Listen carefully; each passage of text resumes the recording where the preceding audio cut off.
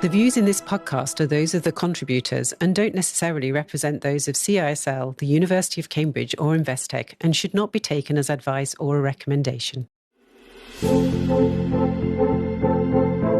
Welcome to What Next? Leadership Conversations for a Better Future from the University of Cambridge Institute for Sustainability Leadership in partnership with Investec. This series is hosted by Lindsay Hooper and Marc Kahn.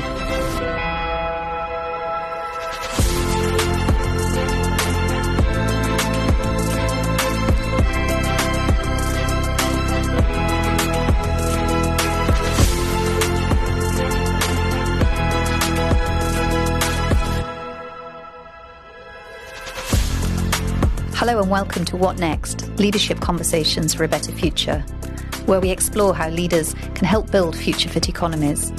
I'm Lindsay Hooper, Chief Executive at the University of Cambridge Institute for Sustainability Leadership.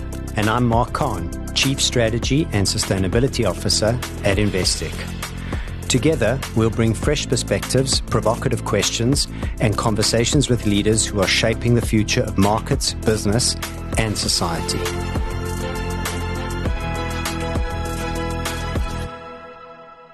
Welcome to this episode. Today we're looking at how philanthropy can catalyse a shift to more sustainable economies and societies. And we're starting from a simple premise that new economic ideas are needed, as is innovation, to build cleaner, greener, fairer economies of the future. And today, philanthropy funds a really important share of that ideas generation, whether that's in policy, tech innovation, or new business models. Ideas that are very focused on catalysing change so economies do deliver for people, for nature, and for climate. And when it comes to philanthropy to tackle systemic issues, we want to understand and to explore what works and what doesn't, what leadership's needed now, not only from funders, but from those they collaborate with and those they fund. Our guests today bring two valuable and distinct vantage points. Peter Bennett built a career in banking and hedge funds before focusing on philanthropy, and for more than a decade, his foundation supported health, education and welfare across Southeast Asia. But more recently, he's been funding institutions with the express focus on driving system change. And much of his focus and investment has been on universities, including institutes in Cambridge, Oxford and Sussex, focused on policy, innovation and applied data. We're also joined by Leslie Johnston, who's got 25 years of management experience across entrepreneurship, development and philanthropy. As Laudes Foundation's founding CEO, Leslie leads its work via its 300-plus partners on its mission to accelerate the transition to a green, fair and inclusive global economy. Delighted to welcome you both today. It's great to have two individuals at the forefront of philanthropy in the conversation. But just as a way of entry into your own personal story, could you each give us a sense of why philanthropy is important to you? Thank you. Well, it's a pleasure to be here. So why philanthropy? To be honest, I didn't even know philanthropy was a thing in terms of an industry and a job opportunity. I'd been happily working along both in business, and then I spent 10 years living and working in Africa, really trying to help build viable businesses that could create jobs and opportunity. I was almost serendipitously picked up by a headhunter to come and run a foundation that was funding the work that I was doing in Africa. And that's where I discovered the power of philanthropy, because I think having such a flexible, nimble, not unlimited, but quite generous source of finance that can actually help you test things, try things, see what works and fail has been phenomenal when it comes to trying to figure out how to solve our poly crisis. So I'm a big champion and I'm very excited about the power of philanthropy, but it is an industry and it's a very small industry. It's less than $1 trillion that maybe many people don't even know exists. Lindsay, thank you. Peter, over to you. I think my journey probably started after I was fortunate enough to create a level of wealth that I realized after 2, 3, 4 years I would not be able to spend on myself or my family. And at that stage, you have to start to think, well, if it's not going to be spent, what's going to happen to the money? And of course, leaving some of it or all of it to family and children might be one solution. But I felt that perhaps giving a bit of it away would make sense. So set up a foundation about 13 years ago. And then there was a journey of starting initially with some of the bigger household names in philanthropy and giving them grants and seeing how they spent that, mainly in Southeast Asia. That ticked some boxes, but not others. I moved on from that to starting to fund smaller charities. And that was really interesting and heartwarming. But I also realized that it's hard to scale those small charities. And then about 8 years ago, I happened to talk to Cambridge and thought maybe we should give some money here, and started with a chair, which became an institute, which became a school, because it just seemed to tick the boxes. And so I've pivoted more in the recent years towards giving money to larger institutions such as UK universities. Thank you, Peter. What we want to tackle is what I would refer to as the big question about philanthropy, and that is philanthropy worth it? Does philanthropy make for a better world? So that's the first question. And the second part of that is to say, when philanthropy does make a difference, what is involved in that compared to the kind of armchair charity that goes into an endless set of dependencies? What is the difference between those two forms of philanthropy? So could we refer to it as sustainable philanthropy versus dependency-based philanthropy? So that's the big opening question that we want to get to the heart of. How does philanthropy really make a difference? And at a large scale, is philanthropy important to the world in making a difference to some of the very challenging vectors we see in inequality and planet-based boundaries that are being exceeded? That is indeed a big question. So the question around, is philanthropy worth it, or is it making a difference? I mean, ultimately, you'd want to look at the value of philanthropy versus the opportunity cost of having philanthropy, because if philanthropy didn't exist, then that money would sit with business or government. So there is a question that I would have as to whether or not philanthropy is able to play a very different and a catalytic role that business or government under our current construct cannot play. And I think the answer to that is yes, indeed it can. But I think what's most important is to say that philanthropy, at least the type of philanthropy that we do, strategic philanthropy, works best when it makes the market mechanism work its best. And that's getting to your second question. But ultimately, the market is an effective change agent, but it's imperfect. It's actually perfect in that supply equals demand, but it's imperfect in that it doesn't have guardrails that actually enable people, planet, nature to fully benefit from what could happen through a market mechanism, through business, for example. And that's where I think philanthropy can come in a way that, say, business or government can't. It can help to craft incentives for businesses to start to value climate and nature and people along with profit. It can actually create the incentives for the ingenuity and the innovation that you need to see to actually change the systems. It can lift up the voices of those who are not at the table and actually make sure they're part of the solution. There's a great example of that we do at Laudes, which is community land trusts, where we're actually trying to get tenants and communities to actually have teeth in the game when it comes to solutions around buildings and climate. Or it can even help to influence some of the rules of the system. So it can do things that these entities can't do on their own, but it inevitably, to be effective, needs to be catalytic. Philanthropy isn't there to scale things. It's there to actually spark something new, catalyze momentum, and then let the power of business, government, civil society to take on a change and bring it to scale. And there's lots of examples of how philanthropy has been effective in history, as well as even current examples that we touch. And to your second question, philanthropy is most effective when it can actually catalyze that market mechanism. And sometimes that means taking a risk. Something that we did a few years ago was set up a platform to help fashion companies essentially share what they're doing in innovation and link to innovators to help them change the way that they run their supply chains. So to bring more sustainability to supply chains. That's Fashion for Good. And Fashion for Good as a platform would never have popped up. I mean, no one brand would have created it to help all the brands in the industry get better and embrace sustainability. But Philanthropy was able to take that big bet, put significant money down, but create that space that connects 12% of the fashion industry with innovators, with capital, with the supply chain to show what better business and more sustainable practices can look like. So I think it can work, but it also works when it can actually activate that market mechanism. What you're saying is philanthropy works and is worth it when it catalyzes a market mechanism, which I'm making the assumption would then result in a sustainable set of activities that propel themselves within the market on an ongoing basis and no longer are dependent on free capital. So it triggers what would not necessarily occur, and then in the long game, the market is better for it and people on the planet as a result.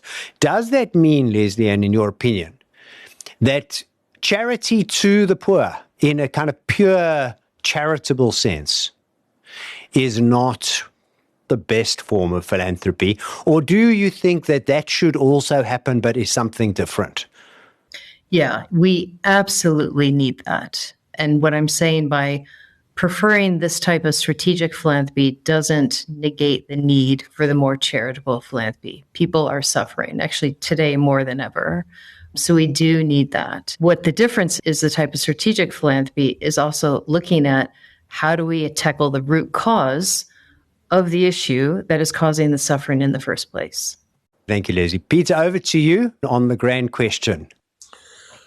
I think that I realized over time in my business career, finance career, that what seemed to work best was finding good people with doing good things in a institution that could create a very profitable, sizable business. So when I ended my business career, that probably left its mark on me about how you might want to give away money.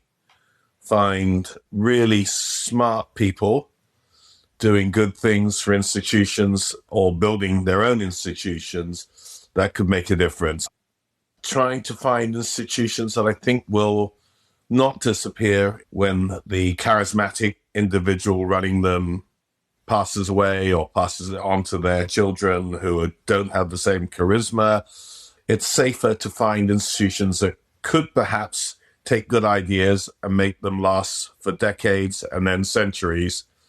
So I like that idea. Academic institutions can do that. I'm not sure there's anything else I would do other than talking to lots of different people, 100 different people a year, just finding really smart people with good ideas who, as you quiz them and drive down into what they're hoping to do, just seem to make sense and have the range of skills to be successful, whether it's in the old days in a for-profit business or now on the philanthropic side in an area where they're trying to affect change which doesn't necessarily make money.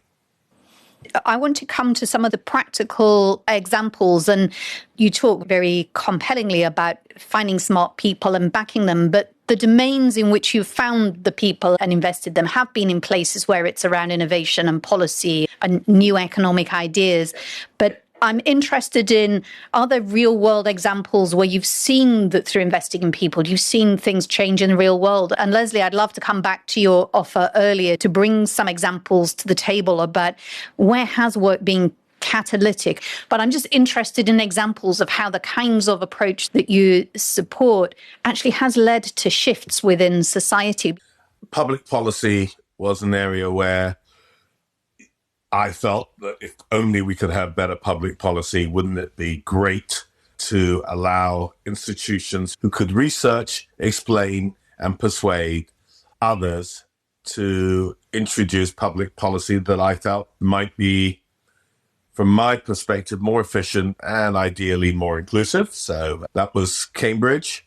And that has gone on through various evolutions now into a school where we go from ideas into teaching students one day, and further research and increasing knowledge of perhaps better ways of delivering public policy. Another example I'll give is Oxford, where I met a very charismatic individual who wanted to use data to improve the way we deliver healthcare, but was also very open to using it to improve the way we deliver education and other areas. So that was, again, relatively easy working for a well-known university.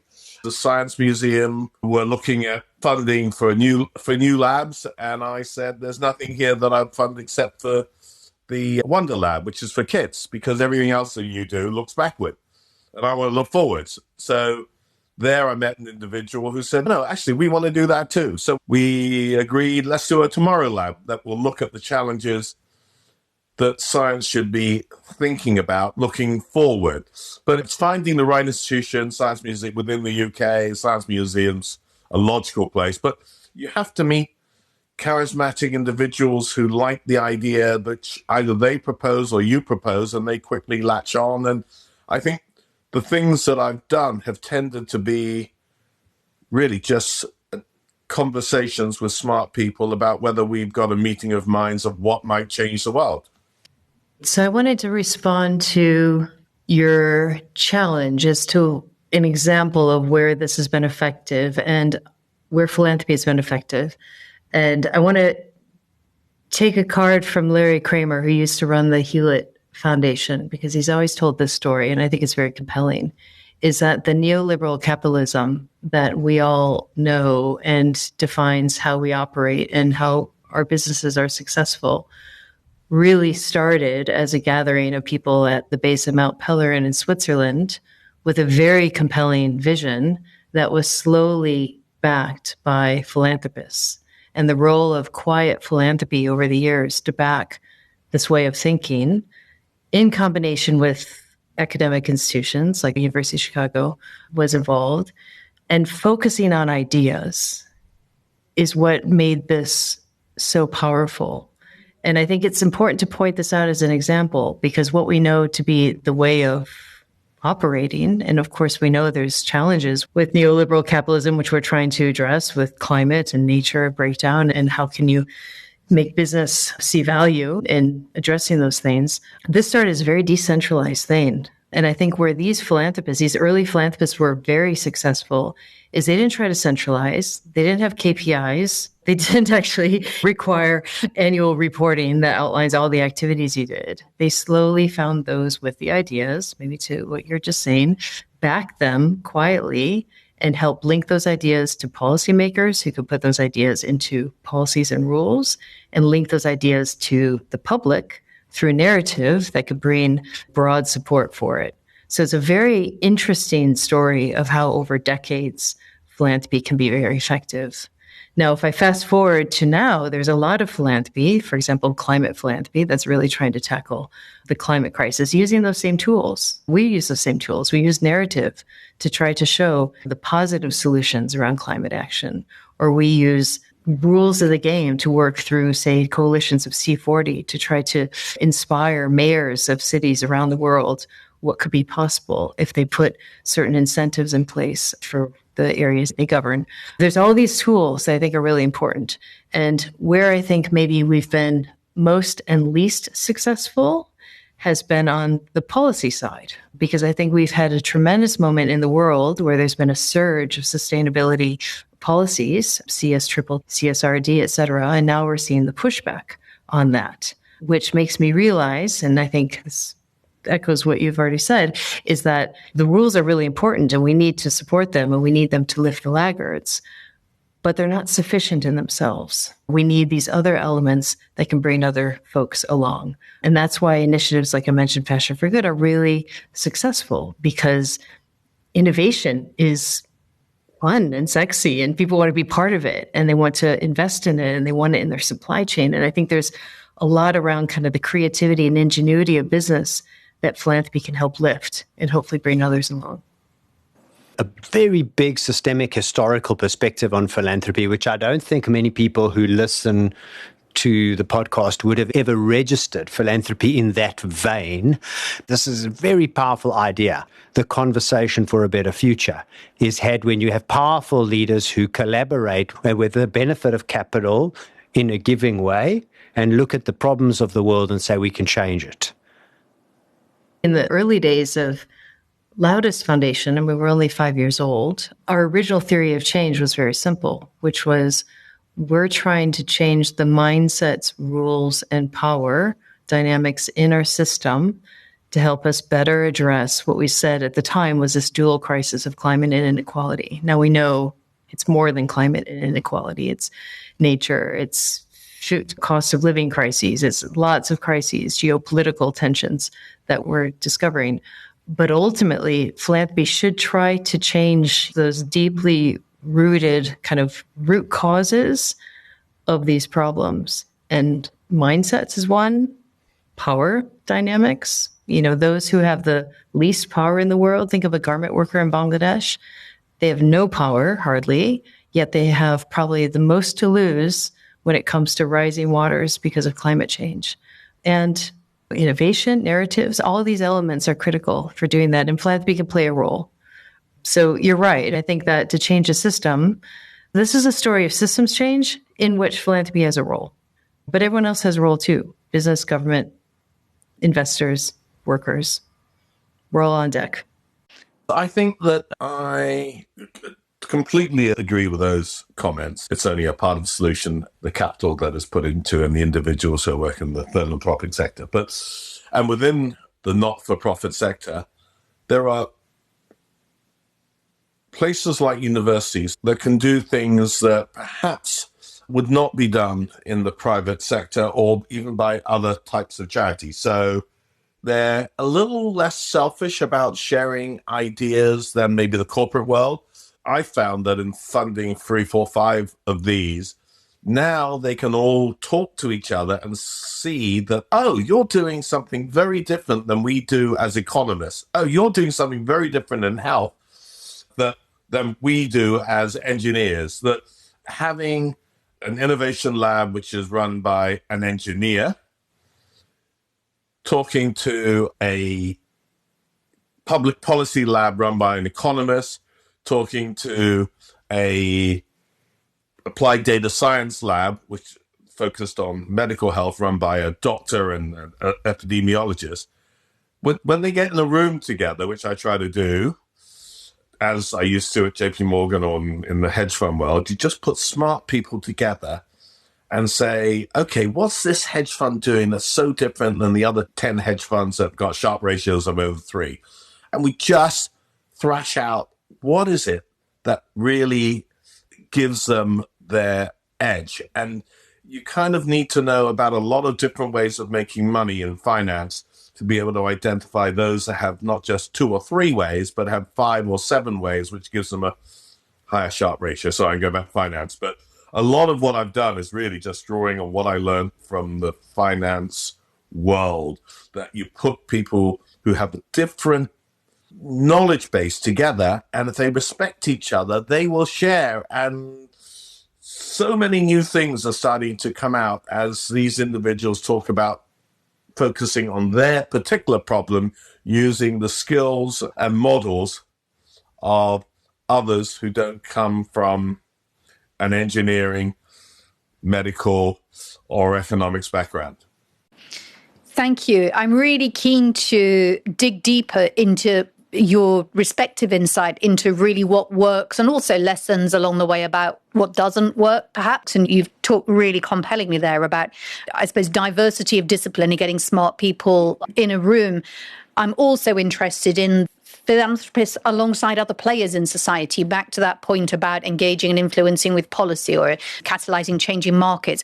The way that you framed it, Marc, around philanthropy being free to think longer term, big picture, blue sky, not having the same constraints that listed businesses have. I'm interested in what trends you see, if any, in philanthropy and the bubble that I sit in, a lot in the interface between the private sector, finance and government, a lot of interesting work being funded by philanthropy. I'm seeing on the one hand there's been such a backlash and it's been so politicized that strategic philanthropy are almost the last one standing, funding the most interesting work in some places. But on the other hand, I'm seeing a shift towards, I suppose, fatalism, a kind of lack of confidence that actually we will make progress. I think to the point you're alluding to, Leslie, like the real world that we're in, this sense of, well, we have to focus on resilience and we have to focus on adaptation because we're not seeing the cut-throughs at the pace we need. So those are two different stories that I see. One is philanthropy is absolutely there and being catalytic and more strategic. And on the other hand, being more realistic and saying, look, we just have to focus on resilience because that's where the world's at. This is only $1 trillion of funding. What can we do? So I'm interested in whether you see any trends within the philanthropy domain at the moment, given the state we're in. Focusing on adaptation or resilience doesn't mean we're giving up. It just means we realize that the climate crisis is real and we are there to support. And there's still opportunity for market mechanisms in there. So I guess maybe taking a step back, I see a couple trends over the past couple of years, and some are good and some are bad. Because I think the good ones are in philanthropy. First of all, you're seeing the rise of big players, especially in the climate space. And that's a great thing because we need more money. As we both said, it's just under $1 trillion and only about 2% goes to climate mitigation. So it's very, very small what's going into climate philanthropy. So we are seeing bigger players come on. The other good thing is we're seeing a lot more collaboration and real collaboration. I know that we as funders always try to get our partners to collaborate, which no one really likes, but they do it as part of the funding. But I think as funders, the collaboration across funders has not historically been great. And I think it's improving. And I think there's some really compelling examples of how we come together and bring the best of what we bring to the table to create something better than all of us. So that's happening. Philanthropy is playing around the edges to try to address maybe the unfortunate things that may happen around inequality, et cetera, but not really looking at how do you accelerate business's journey?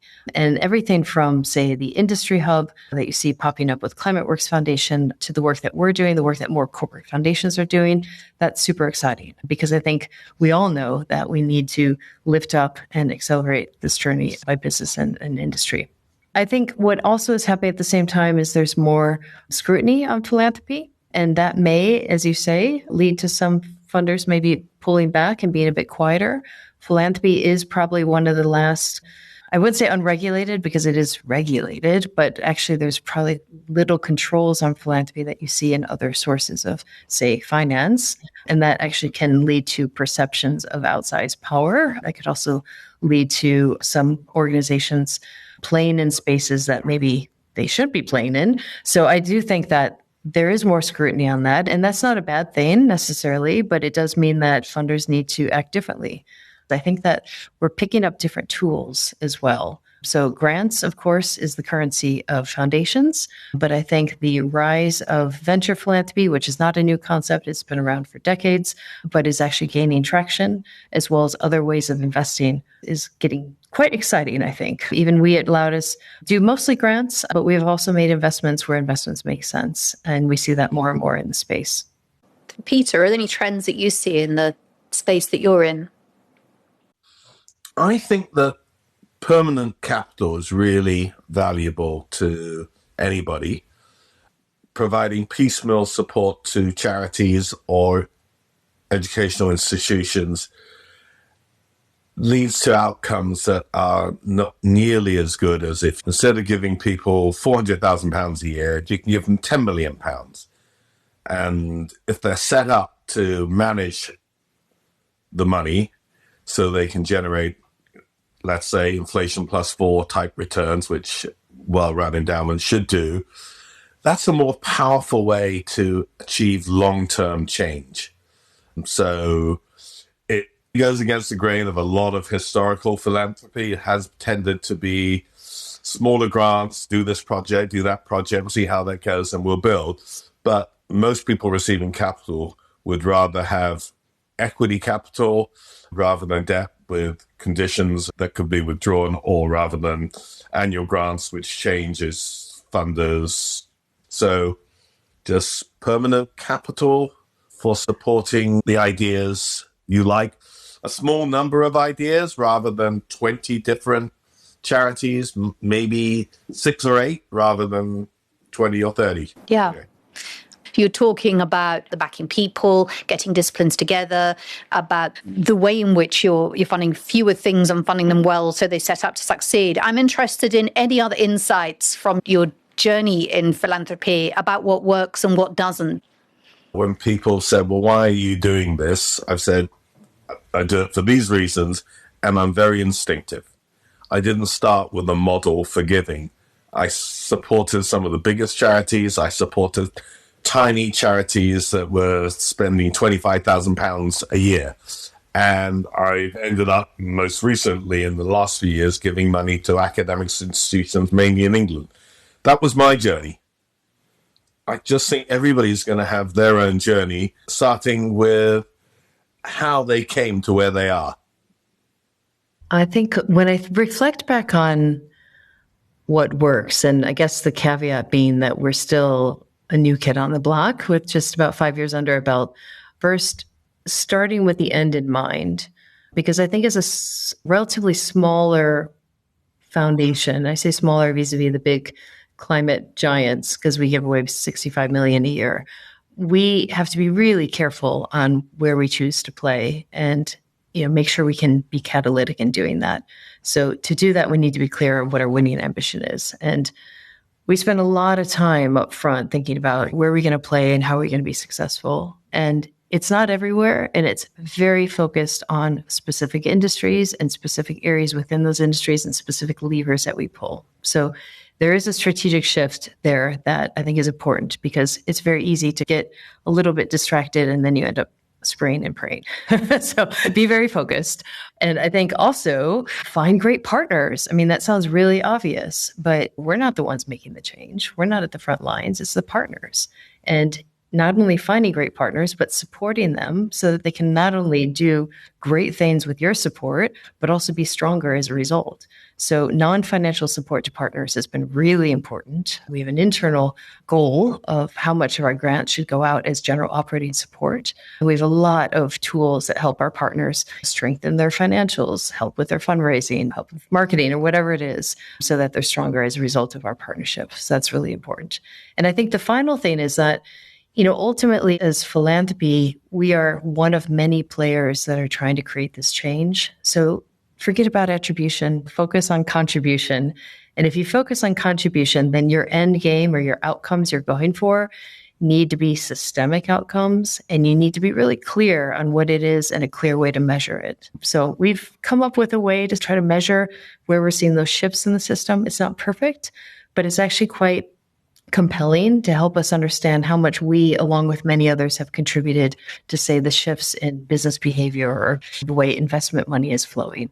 I love that framing around less focus on attribution and more on contribution. And that really neatly sums up what I think is needed in the domain we're in, that it matters more that the change happens than that we're strongly positioned as having led it. Just how do we lean in and address the fragmentation and so on? We're also asking about the kind of leadership mindsets that we need for a better future. Now, from where you sit, both of you, given the interesting perspective that you have through the philanthropy lens, when you look more broadly at the world today and the challenges we're facing, what is the leadership that you so wish we had more of? And what kind of advice would you give leaders, if you had any, at this point? I'm not sure that I can affect the economic drivers of industry and the way politics plays out. It would be great if I could, but I really don't think I can. So I back leaders who are going to try and change the world in their own way, not my way, but in their own way. And they'll run into problems at universities, in broader society, with the Department of Health or with the ministers of government, whatever. They'll run into those challenges. But you back individuals who are leaders who will manage that process because they have to try and affect what they're trying to do in their particular space. And we can't control everything. All we can do is pick good people and hope they pick good people. That's probably my version of how I want to give away money and how I want my children and foundation to give away money in the future. But they'll make their own decisions. Peter, the way you've described what you back people, and it sounds as though you recognize all the challenges that they'll have to face. And it doesn't sound as though you're particularly focused on metrics, or you want outcomes, but you hope that you'll get the outcomes by backing people, and that you just trust them, back them to deliver the outcomes. People and institutions. People and institutions. If you're in the academic area, you need to be at the right institutions where this will have the ability to influence discussions in their particular space, and to do that, hopefully, for decades and centuries. And that allows me, in my kind of finance brain mind, I'm just present valuing the difference their work can make, not over 5 years or 10 years, but for centuries. So there is some value that comes from the work that you're funding today. And particularly, we tend to fund with an endowment model where here's a chunk of money, invest it, generate income from that, say 4% per annum, to fund your core needs, generate other funds to fund your other research. But you know that you and the institution you're part of will still be here in 5, 10, 20, 50 years' time. So you make the right long-term decisions. And then, Leslie, you're clearly a leader in the strategic philanthropy space, a space that has a lot of incredibly smart, thoughtful, systemic thinkers who have the benefit of scanning the landscape, knowing what works, and are often quite structured. As you say, you can't just spray and pray, that you are quite intentional. I know that from those in our domain, in the sustainable business space that rely on philanthropic funding, I know they appreciate the support, and there's a lot of pain associated with all of the reporting. I'm sure they would love someone to have a Peter equivalent who would come and say, just have a huge chunk of core funding. But I'm interested in your views in this space about on that spectrum of just trust people and give them some money to get on with it within supportive institutions versus really structured, measured approaches that are very focused on specific outcomes and deliverables. We do have a point of view, and we do have a vision for what we would like to see in the various industries in which we're operating. But I would say we've softened a bit in terms of the requirements. I think back to a story when I used to run a different foundation, CNA Foundation, and there we had many metrics, many KPIs, and beautiful dashboards that I placed all over my office walls. I love them. I'm a big data nerd, and they're beautiful, but they didn't tell us anything about how the fashion industry had transformed. They told us how many farmers we touched. They told us the increase in their incomes. They told us everything that was tied to our specific interventions. But as fashion changed, well, actually changed for the worse, and it's continuing to change for the worse. So we're lacking something that was helping us understand how can our relatively minuscule intervention in this massive industry have any contribution toward that industry's change, and has it changed? So that's why I say we're in a little bit a softer version of that metrics-driven strategic philanthropist that you outline, because we're not asking for those same KPIs, but we are baselining. We want to know where the system is now, and we are coming up with rubrics that help us understand the direction of travel. It's very helpful because a rubric can help you understand to what extent do businesses embrace climate positive practices, or to what extent are investors including inequality in their evaluations, their portfolios, for example. So that will help us understand where the system is moving. It won't tell us what we actually did to do that, because again, we're not in the attribution space, but it will tell us what the ultimate impact is. It's really important that leadership takes a multi-generational view. And that sounds kind of obvious, especially if you're coming from a multi-generational family foundation, but it isn't always the case. And it's certainly not the case with business, which has quarterly reporting requirements. And I think what's really important is if you don't take that, then you're probably not going to value the things that should be valued. And I really do think that we should be thinking about, yes, the 8+ billion people in today's world, but also about the 6.7 trillion unborn, because decisions that we make today are going to impact people tomorrow. So that is probably the most important thing. And I think that's probably the thing that's most at risk right now with a lot of the backlash that we see against ESG and sustainability. But I do hope that people keep that in their hearts. Thank you, Peter and Leslie, for joining us. It's really clear that philanthropy done well is about backing the ideas, the people, and the institutions that can shift systems over decades, and about accepting that contribution matters more than attribution. Peter reminded us that lasting impact depends on finding exceptional people within resilient institutions, and importantly, bringing together diverse disciplines to spark the kind of innovation and systems thinking that drives real change. And as Leslie made clear, philanthropy is most powerful when it catalyses markets, helping business, policy, society align around new rules, new incentives, new mindsets that make better outcomes possible. And both highlighted that leadership in philanthropy means thinking in terms of generations, not just the next quarter. It means being a good ancestor, investing in ideas that will outlive us, and trusting others to carry them forward. You've been listening to What Next? Leadership Conversations for a Better Future.